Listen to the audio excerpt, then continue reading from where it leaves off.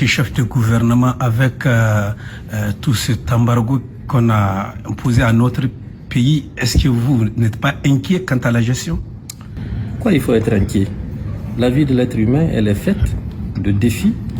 Et nous pensons que même si c'est un défi qui est injuste, qui nous a été imposé, nous devrions être à mesure de nous mettre ensemble pour le relever. Et nous allons le relever, Inch'Allah.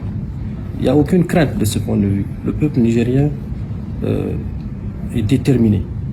Et je pense que sous la houlette du chef de l'État et de toute l'équipe autour de lui, avec le soutien de toute notre population, mais surtout avec l'aide de Dieu, ça ira, Inch'Allah. Une dernière question, on va dire qu'à partir d'aujourd'hui, une délégation du Nigeria qui est venue, vous l'avez accueilli, le chef de l'État aussi.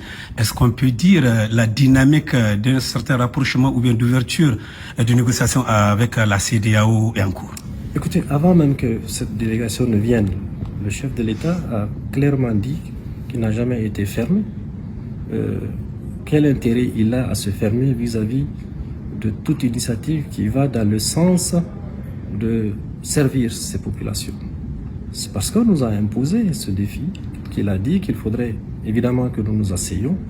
Et cette délégation qui est venue, vous avez bien vu, ce sont les plus grands oulémas du Nigeria et même du continent, nous reconforte. Ça nous reconforte parce qu'ils sont le porte-voix d'un compartiment de la société nigériane.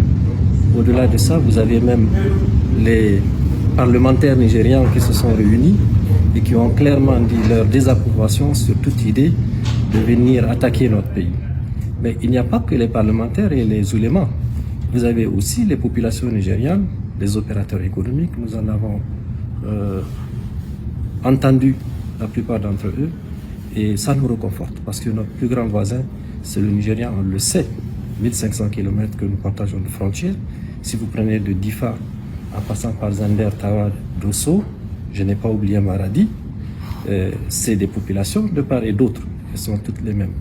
Donc nous avons tout intérêt à travailler, à sauvegarder cette relation qui est extrêmement importante, qui est historique, et évidemment que cette organisation qui s'appelle Communauté économique des États de l'Afrique de l'Ouest puisse travailler sur des questions purement économiques d'abord, parce que le principe fondamental de solidarité, c'est de travailler à permettre à tous les États qui ont accepté cette intégration de pouvoir faire en sorte de créer les conditions de richesse un peu partout et distribuer, de faire en sorte que chacun des pays bénéficie de cette solidarité.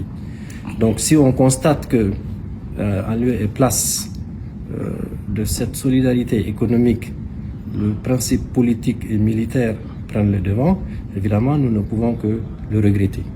Mais encore une fois, nous avons une tradition, vous le savez, au Niger, d'humilité.